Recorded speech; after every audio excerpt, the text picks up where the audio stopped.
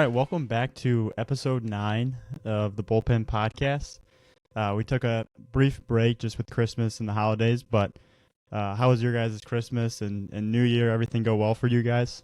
I had a great break, Gavin. Yeah, really good. Just a lot of family time, and with what we do in our job, there are certain times of the year where you cannot get away. The summertime, it just seems like every weekend is taken up with something. So when you do get a holiday break like this, and Christmas, New Year's for us in this line of work, it's where I got to catch up with all the family time. I got to make up for some missed days and stuff like that. So the kids had a great Christmas, a great New Year. Did a little traveling, dealt with some sickness with the kids, and I know Peter's not going to be on this one either today because he's down with something going on, doesn't feel good. And I know Tyler had some big news. So Tyler, did you have a good break? I'm going to call you out for sure. Yeah, I did. I did have a good break. I actually got engaged over the break. So, yeah, big, huge news. So, Yeah, congrats. yeah, thank you. I thought you were going to start with like Penn State, but I guess Well, the engagement took, took it just in over. case she watches this episode, I don't want to be in the doghouse or anything. But yeah, Penn State is also 2 wins away from being national champions. Got a big one Thursday against Notre Dame. So hopefully, I'm in a good mood this following weekend. You had a At lot, yeah, you had a lot to be fired up for over the break. Yeah, and we got coaches convention this weekend, so hopefully I'm in a great mood Friday. Let's go. That's the goal. Let's go. So Yeah, and Drew, Def, I know you're kind of a Bears fan just because you live in Chicago now. It's kind of through the family. But Drew, how about a big Packers win yesterday, or a big Bears win over the Packers yesterday? Finally getting the dub over the Packers. That was good to see for Well, sure. talk to us because you went to the game, didn't you? I was there. Yeah, it was awesome. I Yeah, gotta say, how was walking out of that place? it was good. Honestly, I'm not gonna lie. Their fans were like really laid back. They're pretty nice, but man, I don't know if you guys have ever been to Lambeau. That was the first time for me, and that is awesome. The stadium's really cool. Just being in it's seriously just like in a neighborhood of like a small town. There's just a bunch of houses, and then there's the big stadium, and it was so cool to see that. There's like clearly a lot of pride for that town and the team and stuff. So that was cool to see. And then going in there and watching the Bears beat them, that was pretty cool too because they definitely did not like that. They were not expecting that. A lot of people were chanting the Bears still suck throughout the day. That's their big chant that they still suck. They're not totally wrong. Yeah. well, But no, we it were was cool. talking we were talking beforehand, Gavin. You have to go to every Bears Packers game from now on because Yeah, that I was the know. first win in 6 years. Yeah. So seems like Yeah, you got to well, make arrangements next yeah, season I'll have to go to 2 games. I'll have to make that happen for sure. It was cool though. That was my first Bears game I've been to as well. So Nice. it was cool. It was a lot of fun. And just seeing it in Green Bay too was fun. But it was freezing. It was like 10, 15 degrees or something. So was all bundled up for it to stay warm, but it was awesome. Well, Um, it's a good way to kind of end the holiday season here before yeah, we get back on this podcast train. it was kind of funny too. Like after the game, watching the Bears players on the field get all hyped up about it, running on the field for the win. Because obviously, as the Bears, that's a big win to beat the Packers every year. But then I'm like, you do that, you celebrate, and then you're like, oh wait, not our season's over, and we went 5-12 or whatever. It's like, man, that's It a was little our tough. Super Bowl. Yeah, that was our Super Bowl. That's for the what year. they kept saying too. They were like, Yeah. yeah, your Super Bowl, congrats, you guys beat us, but we'll play in the playoffs next week. So that was Well, Green Bay's got a tough draw coming up here with they Jordan have Love the getting a Eagles, little right? dinged up and Christian Watson going down, and now they got to go to the Philadelphia Eagles. Yeah, But I know we're a baseball podcast here, Gav, so we yeah, can turn yeah, the page. yep. But it will be an exciting offseason to see what the Bears do, um, all the way around, like on Yeah. all fronts. So I'll be paying close attention. So one thing that we wanted to do, and this will probably be we don't have a ton of teams to list out here like we did with our best fields draft, but we're gonna do like our favorite pregame infield to watch from teams that we've seen in the spring. And Tyler, I'll go last. I'll let you kick it off here with the team that you've got. Well, so last spring, and this was actually one of my first games that I covered all spring, was O'Fallon. And their pregame infield was so polished, so buttoned up. It reminded me of like a college team taking IL. I mean, that's how buttoned up it was, how efficient it was, the energy, and just the overall like baseball feel of everyone on the team, all the coaches hitting fungo. It was really fun to watch, and they were by far and away my favorite team I saw take pregame infield last year. And then I know Drew's got a few that I actually saw last year as well, so I'll kick it over to him. No, I do for sure, but I'm going to stay on this O'Fallon team for a second because I have a question. We didn't really talk about this before this podcast, but they were one of my first teams I saw, or at least like in Southern Illinois in 2015, 2016 when I started. One of my first games was going to O'Fallon, and I didn't really fully comprehend what was going on, but like they used to bring out trash cans full of balls. I don't know if they still do that. I think they did. Okay. I think they did. That was back under Coach Ports, and it was a military style pregame, and it seemed to take 20 minutes. And I did not see O'Fallon this past spring, but Coach Bauer and Coach Sipe over there, I know they were fully locked in, and that's not surprising that they would kind of keep that tradition. But yes, they would get a lot of work in their pregame, so that definitely stood out to me too. It was one on my list, but when I saw that you were taking it, I moved down, and just thinking on like kind of very buttoned up, efficient, high energy type of pregame infields, I've got to start with Huntley. It starts with, Coach Jakubowski. If you watch him during a game, pregame, he seems to constantly be locked in. He's a guy that, is out of the dugout, back and forth. Their pregame infield has a lot of pace to it. I think when we're talking pregame infields here, it's like, okay, what do we think is a good pregame infield, or what makes up a good pregame infield? I think obviously it starts with good players. It starts with a good flow to the pregame. Some teams like to really work their catchers, first baseman, second baseman, when the outfielders are throwing to bases. Sometimes the infield's just kind of stagnant. I know Mount Carmel, when they go out there, they'll just they'll have like mass fungos going to their infielders, and they'll all throw home while they're doing outfield work. So, flow and set up a pregame is something that at least I'm looking at. We're evaluating the players. So it's not something I'm fully locked in on, but being a former coach, it's impossible for me to not pay attention to. And I really like how Huntley is locked in, efficient. Guys know what's expected. You'll see pregame infields where the outfielders are airmailing, the cutoff and stuff like that. And you really know that a team is well coached just by, all right, is every outfield throw, head high or lower? How are the infielders working their feet, on the cut? Are the guys that are receiving the throws at third base or home, are they vocal? Are they owning the field? How quickly does the pregame move? Is there a lot of delay? So there's a whole lot of stuff that goes into it, at least from what I'm looking at. And then, on top of that, it's who's manning that fungo? How is that fungo game? And that, I think, with my selections here, had a lot to do with it. But no, I really liked Huntley's, pregame infield. They're one of the teams that stood out to me. But Gav, go ahead with anybody that stood out to you in the past. Yeah, so at the Kickoff Classic last year, I got to watch Brother Rice play Glenwood, and they just the way that Brother Rice takes their infield and the way that they go about the pregame is really impressive to me. And it started with the way that they played catch. They were taking it super serious.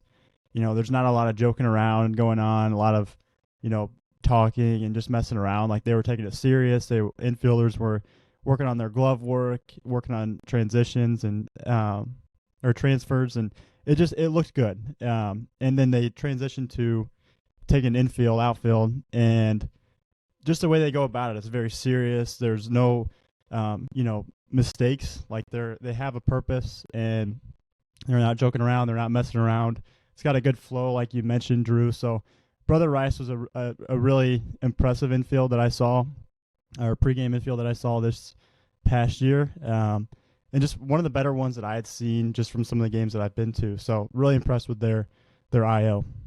I'm going to throw out a couple more here, Gav. I know we mentioned O'Fallon, another Southern Illinois team, and we had him on the podcast. But Coach Funkhauser at Edwardsville, I mean, they run a great pregame. And his, to me, like, you watch him, he's always I think he tries to set the tone of, like, we're going to be very relaxed.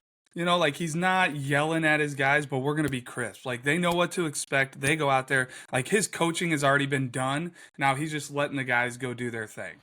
And I feel like he gives off a very good just vibe as he's hitting his pregame. I thought Nazareth, every time I see them, they take a pretty professional, polished pregame. And then Lamont, so talk about, guys handling the fungo, who I think is good at handling the fungo. I've always enjoyed watching Coach Staracco work his pregame. The other thing, too, that makes it good in and out, and some of these coaches can't control it, but, like, it's the depth of the talent on these rosters. So, like, the starters should always take a really good pregame and be crisp and not making a ton of errors and throwing balls away. But what can kind of throw off a pregame are the guys, the reserves, guys that are not maybe in the starting lineup, maybe younger guys, guys that haven't gotten a ton of reps. And, it's your second, third stringers that maybe don't make a pregame look as good. So, sometimes it does come down to, like, hey, this program is just very good and has a lot of good players taking pregame versus, a team that's maybe a little thinner. Love watching St. Lawrence take pregame because I think Coach Lotus hits a great fungo. And then another guy that I think hits a great fungo that I've always enjoyed, like, used to be at Brother Rice, then was at Homewood Flossmoor. Now he's at Lincoln Way East, is Coach John McCarthy. The left-handed stroke, like, just you could tell he could hit back in the day. So those are just some that stick out to me. I'm sure there's some that I'm missing, but just a few just pregame infields, and it always gets me kind of ready to go for the game. It's like, all right, this is going to, like, these teams are on it. This is going to be a good game. I think the later you get in the year, too, like, the better pregames you see. Sometimes early in the year, the fields just are in terrible shape and you don't know what kind of bounce you're going to get. Guys haven't been outside much, but come that May playoff time, especially, I love it at State because they have it timed. When you go down to Peoria and it's timed and those 1A, 2A, schools are going, and maybe it's a 1A school that we haven't seen a ton of, and you really get a feel for, like, okay, that shortstop's the guy I got to watch. That right fielder has a cannon, or that center fielder really moves out there. Love the way his actions are. So, you can learn a lot before the game even starts as a scout, and I think that's something we're always trying to do. I think Gavin mentioned it, like how the team plays catch, how they stretch, who's leading the pregame steal starts down the line, or what team's locked into the opposing pitcher down there. How's he throwing in the pen? Is he landing his breaking ball for a strike in the pen, or is it in the dirt every time? I think we could go on and on with this, but just highlighting some programs around the state that we think do it right, have at least stood out to us with their pregame. And it's something as, like, after talking about it on this podcast, I'm going to pay even closer attention to it next time so I can shout somebody out, because I know I'm missing somebody. But yeah, Gavin, Tyler, that's what I got on a little pregame infield there.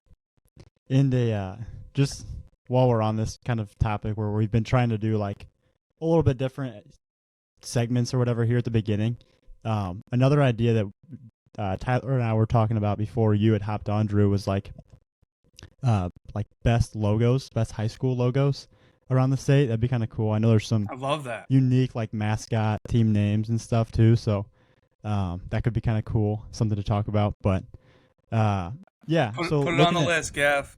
Let's not forget that. Yeah. I will. But looking at baseball company news, I feel like we have some pretty big company news, especially, like, for me, the biggest one I think is the merch shop that we just launched. What was that? Right before Christmas, I think that they announced that. And we just have a lot of cool stuff, cool pieces on the shop, cool hats. I think Oakley has some of their stuff on there, some of our partners. But yeah, it's shop.prepbaseball.com, and a lot of good stuff on there to get you ready for the spring, I would say. But yeah, I don't know. I'm a big fan of it. I'm super excited to have that finally and get some stuff myself. But yeah, No, and go ahead. I love it because they do have a lot of cool creative options on there that, we've had a merch site for ourselves and our staff. But to see what we're offering to the customers and all the creative stuff. And Gavin, you mentioned it, shop.prepbaseball.com. If you just go to the website, I was doing it myself here as you were talking just to test it out. If you go to the main homepage, if you go to a state page, there's going to be a drop down. Right underneath it's basically a header on the far right, and you'll see media, tournament, showcases, rankings, draft, JUCO players, and then there is a shop button now. So if you click on that shop button on the website, it'll take you right there. But check it out. It's, especially post Christmas here. If you got any, clothes from an aunt, an uncle, a parent that you kind of want to take back and get some money back on and spend it on something else, feel free to check out our shop and get all swagged out here for the upcoming year. I'll throw this in there too. Last spring I can remember a number of occasions where I'd get, dads coming up to me about, hey, can I get one of those hats? Can I get one of those hats? To all the dads listening, now's your time. Go to shop.prepbaseball.com. And the wife's listening that need to get a gift for their husband or whatever it may be. Yeah, don't stop there. I'm a big fan of that PB script rope hat, the black one with the white script. That hat is sweet. Well, luckily our guy Drew hooked us up, Gav. They should be Yeah, coming. I know. We should have an order of those coming. Yeah. Can't wait to wear stood out that. to me. Yeah. I feel like everybody that looked at the shop in our crew like threw out to me like, hey, we got to get one of those hats. Yep. So we'll see how they fit. I haven't tried one on yet, but. So yeah, looking at correct me if I'm wrong, but I believe the ABCA convention was this past weekend. I think it's over now. Is that right? Yeah. Or is it still going should into be today? over. Okay. Should be over. I know it was looked a big awesome. year. I was not down there. I know we have a huge booth, Gavin, that they put together, and I know Shooter does a lot down there, and definitely Sean Duncan and Steve Nielsen and Matt Yarber, and the list probably goes on with all the things and people we have down there. But did anything stand out to you that you saw come across your desk? Just the stuff that they had been posting. I know Shooter was doing some interviews. I'm sure that will come out here soon, but also just like we were getting a lot of video and stuff of Mizuno and their table, their booth, and their stuff is so cool. Like the shoes, the cleats, their gloves. Like I feel like they're just really coming out with cool, unique gloves that are just, I don't know, kind of different than some of the other brands that are out there. So that was really cool to see. I thought they had some awesome stuff, but I'm excited to see some of those interviews that Shooter had this weekend. I think he did one with one of the guys from D1 baseball. So Okay. that'll be cool to see too. So I know it was a huge year just with the outside of our company, the college rules. I just heard a lot of chatter about that. I haven't gotten the full breakdown on, what exactly was talked about. I saw a couple things over social media. But it's huge, what they do decide. I know some chatter was over just the roster limits in the start of the fall because they put a hard cut on the roster limits going into the winter or after, December, which really is tough on the player because it means schools are still going to be able to bring in a ton of guys and have guys on the fall roster. But, 45 guys would be fighting for a roster spot or spots of like that. It's only like 32, which, that's a lot of guys that would be cut or however you want to put it. So we'll try to get some more info on what did come out of that ABCA, and maybe talk about it on one of the upcoming podcasts if anything is kind of nailed down. yeah, for sure. And then honestly, this Friday and Saturday we've got the IHSBCA convention up there in, what is it, Lamont? Is that right? Lombard at the Westin. Lombard. Okay. Yeah, like that Yorktown, Oakbrook area. Really nice hotel. They do a great job there, and they've got the Harry Carey's restaurant attached to it, and they've got a nice little, I don't know, room that they have a lot of good speakers at. I know this year they're loaded up on speakers too, just with Tony Vitello leading it off, Nick Mingione from Kentucky. I hope I pronounced his last name correct. And a lot of others. Sean Wagner, Yeah. the head coach at UW Milwaukee, who I know our guys up in Wisconsin, the Prep Baseball Wisconsin guys, just had him on their podcast. I'm a huge fan of him and what he does, and there's more than, I think Joe Kelch, Northern Illinois, is going to be on there, maybe talking hitting. Anthony We have Silkwood, I know, is going to be on for Yeah, that's pitching another call. probably. He's an Illinois Yeah. guy originally Yep. down, St. Louis area, and that's a good call out there. And around the bases alum with our guy Yeah. Gavin here as well. That's true. Yeah, he did. He was one of our first coaches that we had like on our new podcast format. So, And was that when he was the head coach at Parkland? Is that No, he was at Jacksonville State at the time? Yeah. Okay, Yep. gotcha. He's still there, right? He's their Yes. pitching coach Okay. now. I think Oh, at wow. the time he was their director of ops. Yeah. But he's now the pitching coach at Jacksonville State. But no, I'm excited for this. Last year was my first year going to it, and we had our whole crew for the most part there. But no, I think this year will be cool. I know we're trying to do some podcast stuff with some of these high school coaches as well, on top of everything going on. So I think it'll just be a cool and unique opportunity this year to try something a little bit different for our booth. But no, it's good to talk with these coaches, meet them, get to know them, talk to them about their teams, things like that. So I'm excited. I think it'll be fun. Yeah, me too. I mean, last year was my first one as well. And I think just, one, we get to hang out as a group, which we don't do a whole lot, like outside of work. So that's, cool for me. And then, like you said, just I'm excited to see what we can do podcast-wise with some of these coaches. I'm really looking forward to, hearing about these schools, what they got cooking for this spring. And it's right around the corner. I mean, March is right around the corner. So I'm looking forward to it. Yeah, it'll be here quick. The spring season, and I think too, like when we really start diving into the teams, that starts well before the spring season. During our February winter showcase season, we'll see guys pop up that we didn't really know about from Plainfield North or Eureka, or Charleston or Effingham or whatever it may be. And it's like, oh, okay, they have this guy that we already knew about, and now they have this guy too. And oh, okay, yeah, the coach did put his name on the questionnaire, and he is really high on him, and that makes sense. And it's a long process. It's like a never-ending process talking through these teams and how good they're going to be, and trying to figure out, coming off last year, who lost what and who's coming up and what newcomers to watch. And Gavin, and Tyler, I think that's why I'm most excited about this convention too, and like our idea about podcasting and having these guys come on to talk about their teams.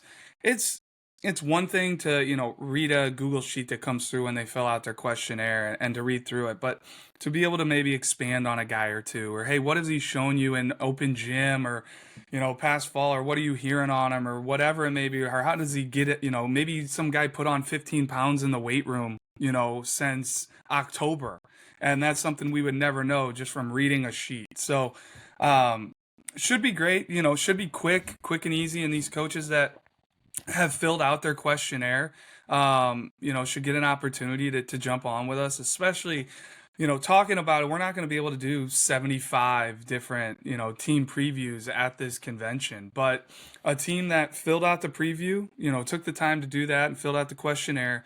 Also a team that is very high on their team. We have them grade out how excited or what their expectations are for the 2025 season. So I personally would like to get those teams on that list themselves as state title contenders, whether it's a 1A, a 2A, a 3A, a 4A, it does not matter, and see what they've got going and learn some more about these coaches, about these teams and these players.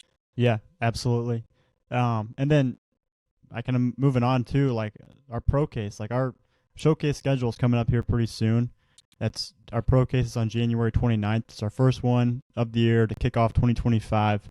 And our roster is looking really good for that, Drew. So I don't know if you want to kind of talk through that quick and some of the guys that maybe you're excited about to see this upcoming. showcase? kind of nuts that it's less than a month away. It does kick off our winter season, which is a very busy, season of February, right before the high school season. I love it though because it is a smaller event. It's way more personal. These guys have, come through the prep baseball system since a young age. We're very familiar with the entire roster. Now we did open it up to Wisconsin and Indiana. There's a Indiana prospect coming as well, Peyton Dickens. He's committed to Parkland, but it's primarily full of Illinois 2025s. Almost all the guys are committed, and yeah, it's just a great way for these players to get in front of pro scouts before the spring, show off these were already high level prospects, but like who's even taking their game to the next level? Um, and maybe they'll jump like a Jude Warwick and they'll get on a guy's radar that will come watch him play this spring and fall in love with him. And you never know what will happen. I mean, Jude Warwick was drafted last year. He was a pro case guy, Jake Zeitella the year before. And our whole thing is to not have 50 plus guys at this pro case. It's to have guys we really want to have there. We want, them to take 2 rounds of BP. We want them to have an extended IO. We want to really get a solid look at them. And then honestly for us, like from a staffing perspective, it's a great way for us to kick off our winter season as well. Like we end our showcases in October. It's a couple months where we don't run anything. We need to kind of get back into our mid-season form as well with how things flow, all of our tech, camera angles. There's a lot that goes into it. So, no, it should be a great event. Running it at the Rhino facility in Shorewood once again. It's a beautiful place to have an event like this, and we'll see what happens with the roster too, because like it's an ever evolving roster. There are some guys from Illinois invited to the Super 60, and we run it before the Super 60, so if anybody stands out, we always try to keep a spot or 2 open. I know Aiden Hayes made it this year. Cal Sefcik made it the year before, came to the pro case, so we'll see what happens. But certainly excited. There are some really, really good prospects on the list right now. I know Enzo Infelice is on there. I had it pulled up, Gav. I wish I would have kept it up, but a couple left-handed bats, Joey Aaron, Brady Shellmoser. We've got Manuka's third baseman, CJ DeKinga, who I got a quick look at this fall.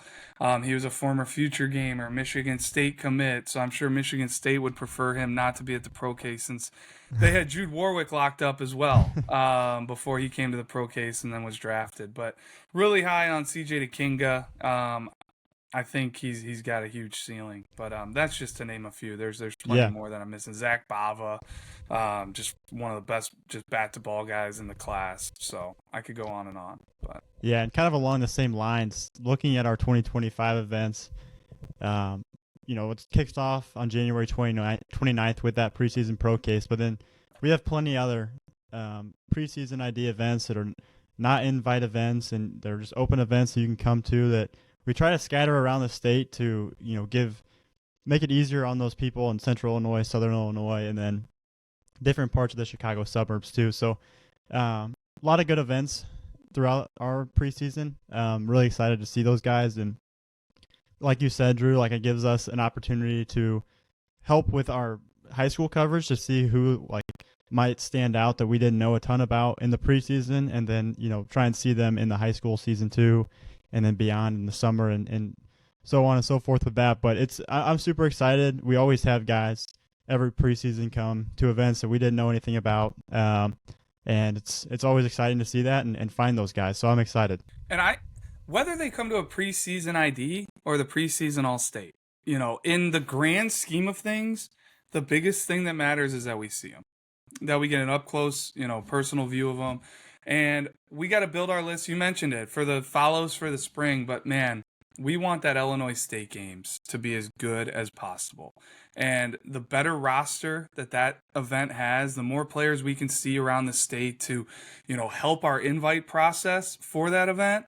All that does is bring more and better schools to come watch that event. The better the roster is, the bigger and better and higher quality the roster is, the more schools that will attend and come watch that thing in person in the summer. So No, it's a huge February coming up for us, for hopefully some players, and can't wait to see what pops.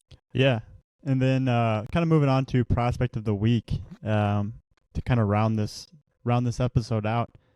Drew, I see you got a Brother Rice arm here. Yeah, well, so he's a 2025, Danny Sheehan, Brother Rice, left-handed arm, and he's been an impact guy on the varsity for a while. Like I said, like he was a main arm for them as a sophomore, and then last year as a junior played a huge role. I'm gonna just pull up the stats so I don't mess it up here, but yeah, he went 5-3 with a 2.10 ERA. He threw 60 innings for them, so one of their main arms, and he's pitching in the CCL Blue. Like he's not, pitching in some really weak, bad conference. Like this is some of the best of the best.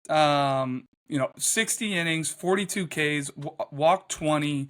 And I've seen it in person. He is a bulldog on the mound. It's not a high velo guy. He's going to change speeds on you. He's going to nibble the corners. He's going to get fastball, some movement on the fastball. He's going to throw a slurvy little breaking ball. But all he does is go out there and compete and give Brother Rice a chance to win. I know he took the ball last year in their playoff loss against Mount Carmel, but he only gave up 1 run in 7 innings. I'm a big fan of him, and I was looking at who to kind of spotlight. Zach Zaroli's another one with Downers Grove North that I saw on the list here. Left-handed arm that can spin a breaking ball, but no, Danny Sheehan deserves a little love. Should definitely be on people's radar, and that's who I picked for this week, Gavin. Yeah, my guy for this week is Dylan Huff, a 2026 out of Glenwood. He was a future gamer for us this past summer. I had first saw him last winter at the Southern Illinois Preseason ID, which is another event that we are having again this year that Gavin was alluding to as part of our 2025 schedule. But it is so easy with Dylan Huff. I think that's the thing that's always drawn me to him. It always seems like whether it's a bullpen or in game, it just seems like he's just playing catch. And just the easy and fluidity of everything that he does on the mound. He's a multi-sport kid. It shows up on the field. He ran it up to 90 with the fastball at the future games for us last summer, and he's also just always been able to spin a breaking ball really well. So a lot to like with Dylan, and I'm excited to see where he lands at the next level. Yeah, and then my uncommitted prospect of the week, I'm going in the 2026 class as well, is Gabe Perez from Illinois Valley in Chillicothe, smaller town here in central Illinois. But he came to the state games. Fastball was 83 to 86 miles an hour. Had a mid-70s slider, and then a changeup that was 79 to 82. But, just easy mover, really not a ton of effort there, quick arm. And then at the state games, he performed. A lot of strikes, pitched against the Pro Case team. Through 2 innings, didn't allow a hit or a run, struck out 4, and then only walked 1. So good look there at Perez, and I'm excited to see him kind of moving forward, and he'll probably be a guy to go check out this spring for me and see that IVC team. But yeah, uncommitted Gabe Perez, Illinois Valley High School. But that kind of wraps it up here for this episode. No interview this week. I think we have one set for next week, but we'll kind of post something about that as we get it more confirmed and figured out for sure. But, yeah, kind of a shorter week, not too much going on. But just make sure you follow us on all of our socials, Twitter, Instagram, Facebook, TikTok, and then like and subscribe to our YouTube. But, yeah, that's it. I don't know if you guys have anything else. Yeah, just to any of the coaches listening, man, we're excited to see you guys Friday. Come over. Don't be shy. Come say hi. If you're one of those teams that wants to talk, we're excited to talk with you guys about your team. So it's good to get back on here with you guys. It had been too long of a break here. I was a little rusty, so we'll continue to try to get better as we move forward. At least I'm speaking for myself. Yeah, no, me too. I feel the same way. But yeah, appreciate you guys listening, and hope you had a good New Year, and we'll see you next time.